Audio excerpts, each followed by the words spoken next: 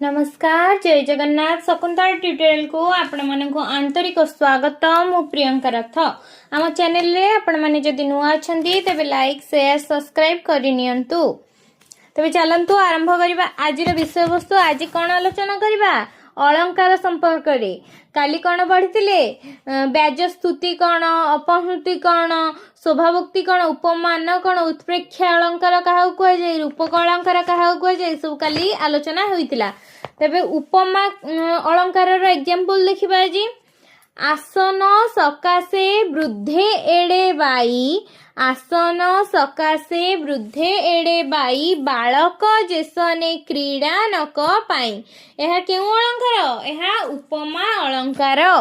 आशा आशा पारिजात फुटिब हृद नंदन बने ज्ञान उक्ति कर्म सौरभ व्यापी जीव भुवने। एठारे क्यों अलंकार होइछि? एठारे रूपक अलंकार होइछि। श्वेतांग चढ़ई गुहा समुद्गत नीरभेदी किबा उठे ऐरावत। क्यों अलंकार? उत्प्रेक्षा अलंकार। श्वेतांग चढ़ई गुहा समुपद नीरभेदी किबा उठे ऐरावत। क्यों अलंकार? उत्प्रेक्षा अलंकार। Next question. नीलिमारे बामा चारु केश पास तो नील बिचिका कला उपहास। एठारे क्यों अलंकार होइछि? एठारे व्यतिरेक अलंकार होइछि। अनल नुहई देह दहई अस्त्र नुहई मरम भेदई। क्यों अलंकार? विभावना अलंकार। यह कहार कोटेशन? यह अभिमन्यु सामंत सिंहारंक विदग्ध चिंतामणि एक कोटेशन अटे। Next question. खाउथिले द्रव्य स्वादु न जाने गंध घेनई उदासीन गुणे। यह क्यों अलंकार? एठारे विशेषोक्ति अलंकार होइछि। वस्तु नुहई से अट इटी धूम अन्य नाम तार आकाश कुसुम। एठारे क्यों अलंकार होइछि? एठारे अपहृति अलंकार होइछि। कौनसी पदरे गोटिए पदार्थ उभय उपमेय और उपमान भाव कल्पित हेले सेठारे क्यों अलंकार होइथाए? कौनसी पदरे गोटिए पदार्थ उभय उपमेय और उपमान भावे कल्पित हेले सेठारे भ्रांतिमान अलंकार होइथाए। तही सिंहासने सुंदरी आसीना जगते तुलना सेही तार सीना। तही सिंहासने सुंदरी आसीना जगते तुलना सेही तार सीना। एठारे क्यों अलंकार होइछि? एठारे अनन्वय अलंकार होइछि। Next question. आनी तंब लंबी केश गुच्छे सौ थाउ चरम दर्शक हृदय उपुजाई नील भ्रुभंगी भ्रम। एठारे क्यों अलंकार होइछि? एठारे भ्रांतिमान अलंकार होइछि। बलाघात द्वारा शब्दर कौन परिवर्तन घटे? बलाघात द्वारा शब्दर ध्वनि परिवर्तन घटी थाए। फास्ट क्वेश्चन टा कौन थिला? आनी तंब लंबी केश गुच्छ सौ थाउ चरम दर्शक हृदय उपुजई नील भ्रुभंगी भ्रम। एठारे क्यों अलंकार होइतिला? भ्रांतिमान अलंकार होइतिला। बलाघात द्वारा शब्दर कौन परिवर्तन घटे? बलाघात द्वारा शब्दर ध्वनि परिवर्तन घटी थाए। सुभाषण द्वारा भाषार केउं दिगरे परिवर्तन घटे? सुभाषण द्वारा भाषारे अर्थ परिवर्तन घटी थाए। शब्द उच्चारण बेले केतेक ध्वनिर लोप हेले ताकू कौन कुहा जाए? शब्द उच्चारण बेले केतेक ध्वनिर लोप हेले ताहाकू लोप कुहा जाई थाए। शब्द मध्यरे नूतन ध्वनि आसिले ताकू कौन कुहा जाए? शब्द मध्यरे नूतन ध्वनि आसिले ताहाकू आगम कुहा जाए। शब्द मध्यरे नूतन ध्वनि आसिले ताहाकू कौन कुहा जाए? शब्द मध्यरे नूतन ध्वनि आसिले आगम कुहा जाए। ପଇତା ଓ ମଶାଣି ଶବ୍ଦରେ ମୂଳ ଶବ୍ଦର କେଉଁ ପ୍ରକାରର ଧ୍ୱନି ପରିବର୍ତ୍ତନ ଘଟିଛି? ପଇତା ଓ ମଶାଣି ଶବ୍ଦରେ ମୂଳ ଶବ୍ଦର ଆଦି ସ୍ୱର ଲୋପ ପରିବର୍ତ୍ତନ ବା ଧ୍ୱନି ପରିବର୍ତ୍ତନ ଘଟିଛି।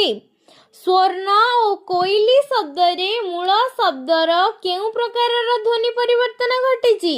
ସ୍ୱର୍ଣ୍ଣ ଓ କୋଇଲି ଶବ୍ଦରେ ମୂଳ ଶବ୍ଦର ମଧ୍ୟସ୍ୱର ଲୋପ ଧ୍ୱନି ପରିବର୍ତ୍ତନ ଘଟିଛି। ଭାଇନା ଶବ୍ଦରେ ମୂଳ ଶବ୍ଦର କେଉଁ ପ୍ରକାରର ଧ୍ୱନି ପରିବର୍ତ୍ତନ ଘଟିଛି? ସମାକ୍ଷର ଲୋପ ଧ୍ୱନି ପରିବର୍ତ୍ତନ ଘଟିଛି। ଢିଲା ଶବ୍ଦରେ ମୂଳ ଶବ୍ଦର କେଉଁ ପ୍ରକାରର ସ୍ୱର ଧ୍ୱନି ପରିବର୍ତ୍ତନ ଘଟିଛି? ନା ଆଦ୍ୟାକ୍ଷର ଲୋପର ପରିବର୍ତ୍ତନ ଘଟିଛି। ସକାଳ ଓ କେଳା ଶବ୍ଦର ମୂଳ ଶବ୍ଦର କେଉଁ ପ୍ରକାରର ଧ୍ୱନି ପରିବର୍ତ୍ତନ ଘଟିଛି? ମଧ୍ୟାକ୍ଷର ଲୋପ ଘଟିଛି। କୁରାଢ଼ୀ ଓ କପା ମୂଳ ଶବ୍ଦର କେଉଁ ପ୍ରକାରର ଧ୍ୱନି ପରିବର୍ତ୍ତନ ଘଟିଛି? ଅନ୍ତାକ୍ଷର ଲୋପ ପରିବର୍ତ୍ତନ ଘଟିଛି। କୁରାଢ଼ୀ ଓ କପା ଶବ୍ଦରେ କେଉଁ ପ୍ରକାରର ଧ୍ୱନି ପରିବର୍ତ୍ତନ ଘଟିଛି? ଅନ୍ତାକ୍ଷର ଲୋପ ପରିବର୍ତ୍ତନ ଘଟିଛି। ସ୍କୁଲ ଶବ୍ଦଟି ଇସ୍କୁଲ ଭାବରେ ଉଚ୍ଚାରିତ ହେଲେ ଶବ୍ଦଟିର କେଉଁ ପ୍ରକାରର ପରିବର୍ତ୍ତନ ଘଟିଛି?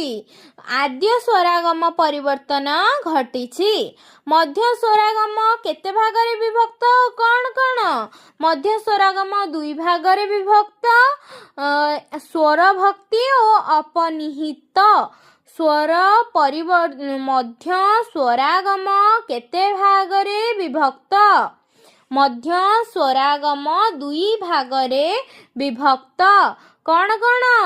ସ୍ୱର ଭକ୍ତି, ଆଉ ଗୋଟେ ହେଲା କ'ଣ? ଅପନିହିତ। ସ୍ୱର ଭକ୍ତି ଆଉ ଗୋଟେ ହେଲା ଅପନିହିତ। ନେକ୍ସଟ କ୍ୱେଶ୍ଚିନ୍, ସ୍ୱର ଭକ୍ତି କାହାକୁ କୁହାଯାଏ? ନା ଯତ୍ନ ଶବ୍ଦଟି ଯତନ ରୂପେ ଉଚ୍ଚାରଣ କଲେ ଶବ୍ଦଟିର କ'ଣ ହେଲା? ସ୍ୱର ଉକ୍ତି ହେଲା। ସ୍ୱର ଉକ୍ତି ହେଲେ ସେଇଟା କ'ଣ ହବ? ସ୍ୱର ଉକ୍ତି ପରିବର୍ତ୍ତନ ତାକୁ କୁହାଯାଏ ସ୍ୱର ଉକ୍ତି।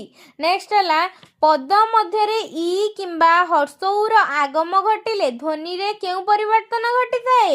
ଅପନିହିତ ପରିବର୍ତ୍ତନ ଘଟିଥାଏ।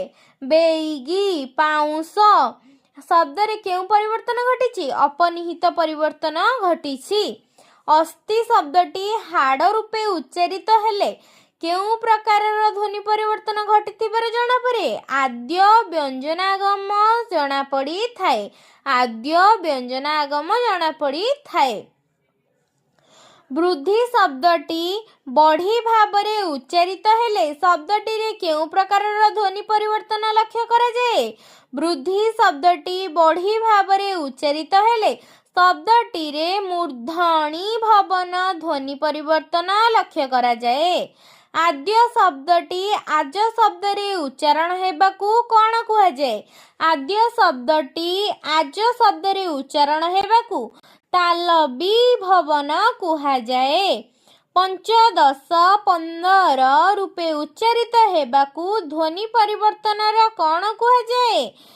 ପଞ୍ଚଦଶ 15 ରୂପେ ଉଚ୍ଚାରିତ ହେବାକୁ ଧ୍ୱନି ପରିବର୍ତ୍ତନରେ ରକାରୀ ଭବନ କୁହାଯାଇଥାଏ। ସଂସ୍କୃତ ବ୍ୟାକରଣର ମୁନିତ୍ରୟ କିଏ? ସଂସ୍କୃତ ବ୍ୟାକରଣର ମୁନିତ୍ରୟ ହେଉଛନ୍ତି ପାଣିନି, କାତ୍ୟାୟନ ଓ ପତଞ୍ଜଳି। ନେକ୍ସଟ କ୍ୱେଶ୍ଚିନ୍, ଲାଙ୍ଗୁଳା ଶବ୍ଦଟି ଲାଙ୍ଗୁଡ଼ ଶବ୍ଦରେ ପରିବର୍ତ୍ତନ ଘଟିଲେ ଧ୍ୱନି ପରିବର୍ତ୍ତନର କ'ଣ ଘଟିଛି ବୋଲି ଜାଣିବାକୁ ହେବ? ଲାଙ୍ଗୁଳ ଶବ୍ଦଟି ଲାଙ୍ଗୁଡ଼ରେ ପରିବର୍ତ୍ତନ ଘଟିଲେ ଧ୍ୱନି ପରିବର୍ତ୍ତନର ବିଷମୀ ଭବନ ଘଟିଛି ବୋଲି ଜାଣିବାକୁ ହେବ। ମୁଖ୍ୟ ଅର୍ଥରେ ଉପଯୋଗୀ ନ ହୋଇ ଯଦି କୌଣସି ଶବ୍ଦ ପ୍ରୟୋଗ ହୁଏ ସେଠାରେ କ'ଣ ହୁଏ? ମୁଖ୍ୟ ଅର୍ଥର ଉପଯୋଗୀ ନ ହୋଇ ଯଦି କୌଣସି ଶବ୍ଦ ପ୍ରୟୋଗ ହୁଏ ସେଠାରେ ଅର୍ଥ ଦୋଷ ହୁଏ। ଅର୍ଥ ଦୋଷ ହୁଏ। ମୁଖ୍ୟ ଅର୍ଥରେ ଉପଯୋଗୀ ନ ହୋଇ ଯଦି କୌଣସି ଶବ୍ଦ ପ୍ରୟୋଗ ହୁଏ ସେଠାରେ ଅର୍ଥ ଦୋଷ ହୋଇଥାଏ। ଅଳ୍ପ ପ୍ରାଣୀ ଭବନ କାହାକୁ କୁହାଯାଏ? ପଦ ବା ଶବ୍ଦ ଅନ୍ତର୍ଗତ ମହାପ୍ରାଣ ବ୍ୟଞ୍ଜନ ବର୍ଣ୍ଣର ଅଳ୍ପ ପ୍ରାଣ ବ୍ୟଞ୍ଜନ ବର୍ଣ୍ଣର ପରିଣତିକୁ ଅଳ୍ପ ପ୍ରାଣୀ ଭବନ କୁହାଯାଇଥାଏ। ଅଳ୍ପ ପ୍ରାଣୀ ଭବନ କାହାକୁ କୁହାଯାଇଥାଏ? ନା ପଦ ବା ଶବ୍ଦ ଅନ୍ତର୍ଗତ ମହାପ୍ରାଣ ବ୍ୟଞ୍ଜନ ବର୍ଣ୍ଣର ଅଳ୍ପ ପ୍ରାଣ ବ୍ୟଞ୍ଜନ ବର୍ଣ୍ଣର ପରିଣତିକୁ ଅଳ୍ପ ପ୍ରାଣୀ ଭବନ କୁହାଯାଇଥାଏ। ମହାପ୍ରାଣୀ ଭବନ କାହାକୁ କୁହାଯାଏ? ଅଳ୍ପ ପ୍ରାଣ ବ୍ୟଞ୍ଜନ ବର୍ଣ୍ଣର ମହାପ୍ରାଣ ବ୍ୟଞ୍ଜନ ବର୍ଣ୍ଣର ପରିଣତିକୁ ମହାପ୍ରାଣୀ ଭବନ କୁହାଯାଏ। ଅଳ୍ପ ପ୍ରାଣ ବ୍ୟଞ୍ଜନ ବର୍ଣ୍ଣର ମହାପ୍ରାଣ ବ୍ୟଞ୍ଜନ ବର୍ଣ୍ଣର ପରିଣତିକୁ ମହାପ୍ରାଣୀ ଭବନ କୁହାଯାଇଥାଏ। ଗରିଷ୍ଠ ଗରିଷ୍ଠ ଏଠାରେ କେଉଁ ପ୍ରାଣୀ ଭବନ ହୋଇଛି? ଏଠାରେ ଅଳ୍ପ ପ୍ରାଣୀ ଭବନ ହୋଇଛି। ବେଶ ଭେଷ ଏଠାରେ କେଉଁ ପ୍ରାଣୀ ଭବନ ହୋଇଛି? ଏଠାରେ ମହାପ୍ରାଣୀ ଭବନ ହୋଇଛି। ପଦ ବା ଶବ୍ଦ ଅନ୍ତର୍ଗତ ନାସିକ ବ୍ୟଞ୍ଜନ ବର୍ଣ୍ଣ ଧ୍ୱନି ଲୁପ୍ତ ହୋଇ ଯଦି ପୂର୍ବବର୍ତ୍ତୀ ବ୍ୟଞ୍ଜନ ଧ୍ୱନିକୁ ଅନୁନାସିକ କରିଦିଏ ତେବେ ସେଠାରେ କେଉଁ ଭବନ ହୋଇଥାଏ? ନାସିକ୍ୟ ଭବନ ହୋଇଥାଏ। ପଦ ବା ଶବ୍ଦ ଅନ୍ତର୍ଗତ ନାସିକ୍ୟ ବ୍ୟଞ୍ଜନ ଧ୍ୱନି ଲିପ୍ତ ହୋଇ ଯଦି ପୂର୍ବବର୍ତ୍ତୀ ବ୍ୟଞ୍ଜନ ଧ୍ୱନିକୁ ଅନୁନାସିକ କରିଦିଏ ତେବେ ସେଠାରେ ନାସିକ୍ୟ ଭବନ ହୋଇଥାଏ। ଗ୍ରାମ ଗାଁରେ ପରିଣତ ହେବା କେଉଁ ଭବନ? ଗ୍ରାମ ଗାଁରେ ପରିଣତ ହେବା ନାସିକ୍ୟ ଭବନ ଅଟେ। ମୂର୍ଧନ୍ୟ ଭବନ କାହାକୁ କୁହାଯାଏ? ପଦ ଅନ୍ତର୍ଗତ ରୁ ରୁ ମୂର୍ଧନ୍ୟ ସ ରୁ ରୁ ରୁ ର ମୂର୍ଧନ୍ୟ ସ ପ୍ରଭୃତି ମୂର୍ଧନ୍ୟ ଧ୍ୱନିର ସମ୍ପର୍କରେ ଆସି ଦନ୍ତ୍ୟ ବ୍ୟଞ୍ଜନ ଧ୍ୱନି ମୂର୍ଧନ୍ୟ ଧ୍ୱନିରେ ପରିଣତ ହେଲେ ଏହି ଧ୍ୱନି ପରିବର୍ତ୍ତନକୁ ମୂର୍ଧନ୍ୟ ଭବନ କୁହାଯାଇଥାଏ।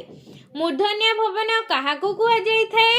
ନା ପଦ ଅନ୍ତର୍ଗତ ରୁ ରୁ ମୂର୍ଧନ୍ୟ ସ ପ୍ରଭୃତି ମୂର୍ଧନ୍ୟ ଧ୍ୱନିର ସମ୍ପର୍କରେ ଆସି ଦନ୍ତ୍ୟ ବ୍ୟଞ୍ଜନ ଧ୍ୱନି ମୂର୍ଧନ୍ୟ ଧ୍ୱନିରେ ପରିଣତ ହେଲେ ଏହି ଧ୍ୱନି ଗୁଡ଼ିକର ପରିବର୍ତ୍ତନକୁ ମୂର୍ଧନ୍ୟ ଧ୍ୱନି ପରିବର୍ତ୍ତନ ବା ମୂର୍ଧନ୍ୟ ଧ୍ୱନି ଭବନ କୁହାଯାଇଥାଏ। ନେକ୍ସଟ କ୍ୱେଶ୍ଚିନ୍, କଥା କହିବା ବେଳେ ସ୍ୱରର ଉତ୍ଥାନ ଓ ପତନକୁ କ'ଣ କୁହାଯାଏ? କଥା କହିବା ବେଳେ ସ୍ୱରର ଉତ୍ଥାନ ଓ ପତନକୁ ସ୍ୱର ଲହର କୁହାଯାଏ। ବୃଦ୍ଧି ବଢ଼ି, ମୃତ୍ତିକା ମାଟି, ଗ୍ରନ୍ଥି ଗଣ୍ଠି, ଅସ୍ଥି ହାଡ଼ ଏଥିରେ କେଉଁ ପ୍ରକାରର ଧ୍ୱନି ପରିବର୍ତ୍ତନ ହୋଇଛି? ଏଠାରେ ମୂର୍ଧନ୍ୟ ଧ୍ୱନି ଭବନ ମୂର୍ଧନ୍ୟ ଭବନ ହୋଇଅଛି। ନେକ୍ସଟ କ୍ୱେଶ୍ଚିନ୍, କୌଣସି ପଦ ବା ଶବ୍ଦର ଦ୍ରୁତ ଉଚ୍ଚାରଣ ବେଳେ ପଦ ଅନ୍ତର୍ଗତ ସ୍ପଷ୍ଟ ଧ୍ୱନି ଉଷ୍ମ ଧ୍ୱନିରେ ପରିଣତ ହେଲେ ତାହାକୁ କେଉଁ ଭବନ କୁହାଯାଏ? କୌଣସି ପଦ ବା ଶବ୍ଦର ଦ୍ରୁତ ଉଚ୍ଚାରଣ ବେଳେ ପଦ ଅନ୍ତର୍ଗତ ସ୍ପଷ୍ଟ ଧ୍ୱନି ଉଷ୍ମ ଧ୍ୱନିରେ ପରିଣତ ହେଲେ ତାହାକୁ ଉଷ୍ମୀ ଭବନ କୁହାଯାଏ। ଯେମିତିକି କାଗଜ କାଗଜ। ସାଧାରଣତଃ ପଦ ମଧ୍ୟସ୍ଥ ବ୍ୟଞ୍ଜନ ଧ୍ୱନିରେ କୌଣସି ପରିବର୍ତ୍ତନ ନ ଘଟି କେବଳ ତଦନ୍ତର୍ଗତ ସ୍ୱରରେ ପରିବର୍ତ୍ତନ ଘଟିଲେ ତାହାକୁ କ'ଣ କୁହାଯାଏ? ତାକୁ ଅପଶ୍ରୁତି କୁହାଯାଏ। କରଣ କାରଣ ସେମିତି। ସାଧାରଣତଃ ପଦ ମଧ୍ୟସ୍ଥ ବ୍ୟଞ୍ଜନ ଧ୍ୱନିର କୌଣସି ପରିବର୍ତ୍ତନ ନ ଘଟି କେବଳ ତଦନ୍ତର୍ଗତ ସ୍ୱରର ପରିବର୍ତ୍ତନ ଘଟିଲେ ତାହାକୁ ଅପଶ୍ରୁତି କୁହାଯାଇଥାଏ। ଯେମିତିକି କରଣ କାରଣ। କୌଣସି ଅପରିଚିତ ବା କଷ୍ଟୋଚ୍ଚାରିତ ବୈଦେଶିକ ଶବ୍ଦ ଅଳ୍ପାଧିକ ଧ୍ୱନି ସାମ୍ୟ ଫଳରେ ଅତୀବ ପରିଚିତ ଦେଶୀ ଶବ୍ଦର ସାଦୃଶ୍ୟ ଲାଭ କଲେ ତାହାକୁ କ'ଣ କୁହାଯାଇଥାଏ? ତାହାକୁ ଲୋକ ନିରୁକ୍ତି ବା ହଂସାପାତଳ କୁହାଯାଇଥାଏ। ଆରାମ ଚେୟାର ହଂସାପାତଳ ଆରାମ ଚେୟାର ବା ଲୋକ ନିରୁକ୍ତି କୁହାଯାଇଥାଏ। କୌଣସି ଅପରିଚିତ ବା କଷ୍ଟୋଚ୍ଚାରିତ ବୈଦେଶିକ ଶବ୍ଦ ଅଳ୍ପାଧିକ ଧ୍ୱନି ସାମ୍ୟ ଫଳରେ ଅତୀବ ପରିଚିତ ଦେଶୀ ଶବ୍ଦର ସାଦୃଶ୍ୟ ଲାଭ କଲେ ତାହାକୁ କ'ଣ କୁହାଯାଇଥାଏ? ଲୋକ ନିରୁକ୍ତି କୁହାଯାଇଥାଏ। ଯେମିତିକି ହସ୍ପିଟାଲକୁ ପଢ଼ନ୍ତି ହଂସ ପାତାଳା, ଆର୍ମ ଚେୟାରକୁ କୁହନ୍ତି ଆରାମ ଚେୟାର। ସେମିତି ଯଦି ଗୋଟିଏ ଶବ୍ଦର ଅଂଶ ସହିତ ଅନ୍ୟ ଗୋଟିଏ ଶବ୍ଦ ବା ଗୋଟି ଭିନ୍ନ ଶବ୍ଦର ମିଳନ ଘଟି ନୂତନ ଶବ୍ଦ ସୃଷ୍ଟି ହୁଏ ତେବେ ସେହି ଶବ୍ଦକୁ କ'ଣ କୁହାଯାଏ? ସେହି ଶବ୍ଦକୁ ଯୋଡ଼ କଲମ କୁହାଯାଇଥାଏ। ଅଭିଯୁକ୍ତ ବୈରୀ ବା ଐରୀ ବା ଅଇରୀ। ନିମ୍ନଲିଖିତ କବିତା ଗୁଡ଼ିକରେ ଅଳଙ୍କାରର ପ୍ରୟୋଗ ଘଟିଛି। କେଉଁ କେଉଁ ଅଳଙ୍କାରରେ କେଉଁ କେଉଁ କବିତାର ପ୍ରୟୋଗ ଘଟିଛି, କେଉଁ କେଉଁ କବିତାରେ କେଉଁ କେଉଁ ଅଳଙ୍କାରର ପ୍ରୟୋଗ ଘଟିଛି ଏବେ ଦେଖିବା। ପ୍ରଥମ ପ୍ରଶ୍ନ, ଉତ୍କଳ କମଳା ବିଳାସ ଦୀର୍ଘିକା ମରାଳ ମାଳିନୀ ନୀଳାମ୍ବୁ ଚିଲିକା। ଏଠାରେ କେଉଁ ଅଳଙ୍କାର? ଅନୁପ୍ରାସ ଅଳଙ୍କାର। ଏହା କେଉଁ କାବ୍ୟ? ଚିଲିକା ଖଣ୍ଡ କାବ୍ୟ। ଏହାକୁ କିଏ ଲେଖିଥିଲେ? ରାଧାନାଥ ରାୟ ଲେଖିଥିଲେ। ନେକ୍ସଟ, ଦେଖରେ ନଳିନୀ ନଳିନୀ ନଳିନୀରେ ପୂରିତ ଭ୍ରମନ୍ତି ଭ୍ରମରେ ଭ୍ରମରେ ଭ୍ରମରରେ ଶୋଭିତ। ଏହା କେଉଁ ଅଳଙ୍କାର? ମଧ୍ୟଯମକ ଅଳଙ୍କାର। କିଏ ଲେଖିଥିଲେ? ଉପେନ୍ଦ୍ର ଭଞ୍ଜ ଲେଖିଥିଲେ। କେଉଁ କାବ୍ୟରେ ଲେଖିଥିଲେ? ଲାବଣ୍ୟବତୀ କାବ୍ୟରେ ଲେଖିଥିଲେ। ଲାବଣ୍ୟବତୀ ଏକ କେଉଁ କାବ୍ୟ? ଏହା ଏକ କାଳ୍ପନିକ କାବ୍ୟ। ନେକ୍ସଟ କ୍ୱେଶ୍ଚିନ୍, ବାବୁ ନାକ ସିରି ଦାନ ଯୋଗ୍ୟ ଜୋଷାକୁ ବିହର କାନନ କର ଆଲିଙ୍ଗନକୁ। ଏହା କେଉଁ ଅଳଙ୍କାର? ଏହା ଶ୍ଲେଷ ଅଳଙ୍କାର। ଏହା କିଏ ଲେଖିଥିଲେ? ଉପେନ୍ଦ୍ର ଭଞ୍ଜ ଲେଖିଥିଲେ। କେଉଁ କାବ୍ୟରେ ଲେଖିଥିଲେ? ବୈଦେହୀଶ ବିଳାସ କାବ୍ୟରେ ଲେଖିଥିଲେ। ନୀଳ ନିରଦ ମାଳେ ଖେଳେ ଚପଳା ଖଳ ପିରତି ପ୍ରାୟ ସଦା ଚପଳା। କେଉଁ ଅଳଙ୍କାର? ଯମକ ଅଳଙ୍କାର। କିଏ ଲେଖିଥିଲେ? ରାଧାନାଥ ରାୟ ଲେଖିଥିଲେ। କେଉଁଥିରେ ଲେଖିଥିଲେ? ତୁଳସୀ ସ୍ତବକ ନାମକ ଗ୍ରନ୍ଥରେ ଲେଖିଥିଲେ ବା କାବ୍ୟରେ ଲେଖିଥିଲେ। ଖଣ୍ଡ ଖଣ୍ଡ ଧଳା ମେଘ ସୁନୀଳ ଅମ୍ବର ଭାସଇ ବୋଇତ ଯଥା ନୀଳ ସମୁଦ୍ରରେ। କେଉଁ ଅଳଙ୍କାର? ଉପମା ଅଳଙ୍କାର। କିଏ ଲେଖିଥିଲେ? ରାଧାନାଥ ରାୟ ଲେଖିଥିଲେ। କେଉଁ କାବ୍ୟରେ ଲେଖିଥିଲେ? ଚିଲିକା ଖଣ୍ଡ କାବ୍ୟରେ ଲେଖିଥିଲେ। ନେକ୍ସଟ କ୍ୱେଶ୍ଚିନ୍, ଦରିଦ୍ରତା ପଙ୍କ ପୂର୍ଣ୍ଣ ମୋ ଜୀବନ ସର ଜଞ୍ଜାଳ ଜଳଦ ଜଳେ ଆବିଳ ଉଦର। କିଏ ଲେଖିଛନ୍ତି? ଗଙ୍ଗାଧର ମେହେର ଲେଖିଛନ୍ତି। ଏହା କେଉଁ ଅଳଙ୍କାର? ଏହା ରୂପକ ଅଳଙ୍କାର। ଏହି କାବ୍ୟଟି କେଉଁଥିରେ ଲେଖାଯାଇଛି? ତପସ୍ୱିନୀ କାବ୍ୟରେ ଲେଖାଯାଇଛି। ଶ୍ଵେତାଙ୍ଗ ଚଢ଼େଇ ଗୁହା ସମୁଦ୍ଗତ ନୀରଭେଦି କିବା ଉଠେ ଐରାବତ। କେଉଁ ଅଳଙ୍କାର? ଉତ୍ପ୍ରେକ୍ଷା ଅଳଙ୍କାର। କିଏ ଲେଖିଛନ୍ତି? ରାଧାନାଥ ରାୟ ଲେଖିଛନ୍ତି। କେଉଁ କାବ୍ୟରେ ଲେଖାଯାଇଛି? ଚିଲିକା କାବ୍ୟରେ ଲେଖାଯାଇଛି। ନୀଳିମାର ବୋମା ତାରୁ କେଶ ପାଶ ତୋନୀଳ ବିଚିକି କଲା ଉପହାସ। କେଉଁ ଅଳଙ୍କାର? ବ୍ୟତିରେକ ଅଳଙ୍କାର। କିଏ ଲେଖିଛନ୍ତି? ରାଧାନାଥ ରାୟ ଲେଖିଛନ୍ତି। କେଉଁ କାବ୍ୟରେ? ଚିଲିକା କାବ୍ୟରେ ଲେଖିଛନ୍ତି। ଅନଳ ନୁହଁଇ ଦେହ ଦହଇ ଅସ୍ତ୍ର ନୁହଁଇ ମରମ ଭେଦଇ। କେଉଁ ଅଳଙ୍କାର? ବିଭାବନା ଅଳଙ୍କାର। କିଏ ଲେଖିଛନ୍ତି? ଅଭିମନ୍ୟୁ ସାମନ୍ତ ସିଂହାର ଲେଖିଛନ୍ତି। କେଉଁ କାବ୍ୟରେ ଲେଖିଛନ୍ତି? ବିଦଗ୍ଧ ଚିନ୍ତାମଣିରେ ଲେଖିଛନ୍ତି। ଖାଉଥିଲେ ଦ୍ରବ୍ୟ ସ୍ୱାଦୁ ନ ଜାଣେ ଗନ୍ଧ ଘେନଇ ଉଦାସୀନ ଗୁଣେ। କେଉଁ ଅଳଙ୍କାର? ବିଶେଷୋକ୍ତି ଅଳଙ୍କାର। କିଏ ଲେଖିଛନ୍ତି? ଅଭିମନ୍ୟୁ ସାମନ୍ତ ସିଂହାର ଲେଖିଛନ୍ତି। କେଉଁଥିରେ ଲେଖିଛନ୍ତି? ବିଦଗ୍ଧ ଚିନ୍ତାମଣି କାବ୍ୟରେ ଲେଖିଛନ୍ତି। ବାଧିଲେ ଜାଣି କ୍ଷମା କର ନୋହିଲେ ରମା ରମଣ ଦଣ୍ଡେ ଦିଅ ଟାଳି। ତୁମ୍ଭକୁ ଜଗନ୍ନାଥ ଆଜ ମୋ ମନୋରଥ ଭରତି କରିଦେବି ଗାଳି ହେଉ। କ'ଣ? ଏଇଟା ହେଉଛି ବ୍ୟାଜସ୍ତୁତି। ସର୍ପଜନନରେ ଏହା ଲେଖା ହେଇଛି। କିଏ ଲେଖିଥିଲେ? ବଳଦେବ ରଥ ଲେଖିଥିଲେ। ତୋ ପଶ୍ଚିମ ତୀର ଶୋଭାର ନିଳୟ ଦେଖି ନ ରହିବ ଲାଖିକା ହୃଦୟ।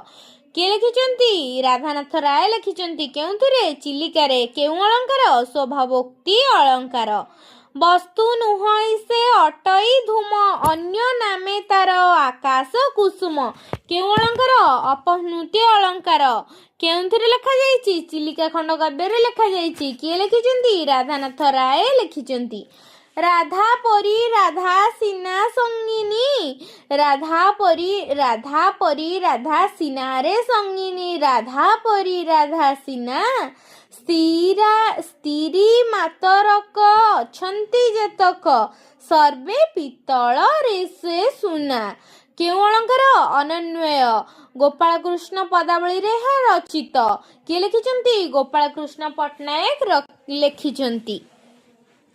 नेक्स्ट क्वेश्चन निम्नलिखित कविता गुड़िकरे केउ छंदर प्रयोग होईची वर्णना कर एटी छंद विषय आलोचना कराइची एटा कौन गला अलंकार गला एबे छंद जानिया केउ केउ छंद मर्त्य मंडले देह बही देवता होइले मरई केउ छंदरे रचित होईची गुज्जरी छंदरे केउथिरे अछि एटा भागवतरे अछि सत कहिबाकू किए डरिबी सत कही पछे मले मरिबी केउ छंदरे रचित चक्रकेली छंदरे रचित एहा केउथुरु आसीछि एहा आहेदयमय विश्वविहारी रु आसीछि कला कलेवर कन्हाई संगे रोहिणी सुत करंती मथुरा विजय दांडे देख संगात केउ छंदरे रचित रामकेरी छंदरे रचित उत्कल कमला विलास दीर्घिका मराल मालिनी नीलांबु चिलिका एहा केउथिरे रचित नटबाणी बा विभाषा केदार छंदरे रचित नटबाणी बा विभाषा केदार छंदरे रचित माँ माँ बोली केते मु डाकिली माँ को पाइली नाही भाई भाई बोली केते मु डाकिली नदेले उत्तर केही केउ छंदरे रचित बंगलाश्री छंदरे रचित बरजी बरसे देई मानस बरजी बरसे अमेध्य ग्रास देहे मंदाकिनी रज लगाई ग्राम सुकरिकी होई गाई केउ छंदरे रचित आषाढ़ शुक्ल छंदरे रचित यार फुलटा अच्छी आ गोटे कौन ना बरजी बरसे देई मानस बरजी बरसे अमेध्य ग्रास देहे मंदाकिनी रज लगाई ग्राम सुकरिकी होई गाई जगते केवल जने हसिबे एतहु फल कौन एटा आषाढ़ शुक्ल छंदरे रचित ढळ ढळ सुनील सरसी जल ढळ ढळ श्यामल नलिनी दल ढळ ढळ भास्कर रश्मि उज्ज्वल ता मध्ये ढळ ढळ तुही कमल एहा केउ छंदरे रचित कलहंस केदार छंदरे रचित विभूषण पुष्पेजा कांति जान विभूषण करी कन्या को आण बारण सिरे पाद देई आसु बरण करी राम मन तोसु से बोली देले कौशिकी जे केउ छंदरे रचित रसकुल्या छंदरे रचित मुनि मुख वेद स्वन पूर्ण कला श्याम वन उठिला भेदी गगन उच्च ओंकार वैकुंठे देई तृपति अनंत श्रुति की गति बिहिला की सरस्वती बीणा झंकार केउ छंदरे रचित चोखी छंदरे रचित दूरे थिले पासे अछि एहा थिबु घेनी केते दूरे चंद्र केते दूरे कुमुदिनी प्रीति अभेद तांकर जेते दूरे थिले जे जाहार से ताहार केउ छंदरे रचित शंकराभरण छंदरे रचित एहा केउंथुरु आसीछि एहा उपेंद्र भंजंकर प्रेम सुधानिधिर चिट्टाउरु आसी अछि तेबे आजिर आलोचना सेती थाउ आजिर आलोचना रे आमे कौन कौन आलोचना कले छंदर उदाहरण देखिले अलंकार उदाहरण देखिले महाप्राणी भवन अल्प प्राणी भवन कौन जानिले ध्वनि परिवर्तन जानिले नेक्स्ट क्लास रे आलोचना करिबा लोक साहित्य उपरे ता पूर्वरु आउ जेतक ओडिया साहित्यर क ख ग पुस्तक ओडिया साहित्यर दर्पण पुस्तक रे एमसीक्यू अछि ए ग्रामर उपरे सेगुडाक सब डिस्कशन करिनबा जदि आपण माने एपर्यंत हम चैनल टी को सब्सक्राइब करना हंती तेबे दया करे जल्दी जल्दी सब्सक्राइब करिनियन।